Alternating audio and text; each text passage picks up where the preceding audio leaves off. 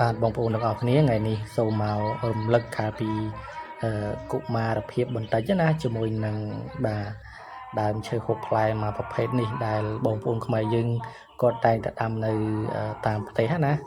បាទបងប្អូនណាខ្លះធ្លាប់មានប្រវត្តិបាទឡើងដើមចក្ខុបកប់ចុងដូចខ្ញុំកាលពីក្មេងណាបាទខ្ញុំកាលពីក្មេងឲ្យមកដល់ដើមក្រោមដើមចក្ខុបបងប្អូនហើយបាទ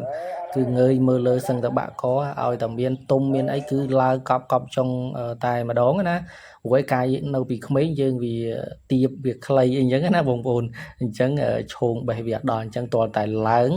បាទទើបអាចបេះបានហូបអញ្ចឹងណាហើយកាលពីក្មេងហ្នឹងបាទផ្លែឈើមួយប្រភេទនេះបងប្អូនណាគឺថាបេះឡើងពេញដៃយកតែម្ដងហើយអត់មានលៀងអត់មានជូតអីទេបងប្អូនបេះហើយដាក់ដៃហើយ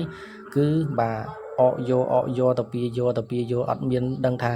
ប្រឡាក់ដីឬក៏មានតកៅមានអីទេគឺដឹងតែពីហូបតែម្ដងព្រោះឯកាលហ្នឹងហូបផ្លែចក្ខុបគឺឆ្ងាញ់មែនតើបងប្អូនហើយមិនដឹងថាបងប្អូននឹងដូចខ្ញុំដែរអត់ទេគឺហូបផ្លែចក្ខុបកាលនោះឆ្ងាញ់យកតែមែនទេណាឆ្ងាញ់ជាងផ្លែប៉ោមឆ្ងាញ់ជាងផ្លែសេរីឆ្ងាញ់ជាងផ្លែសៅមកផ្លែមានអីទៀតបងប្អូនហើយបាទហ្នឹងហើយគឺកាលពីក្មេងគឺឆ្ងាញ់តែមែនតើហ្នឹងហើយបងប្អូនរំលឹកតែប៉ុណ្្នឹងទេអរគុណជម្រាបលា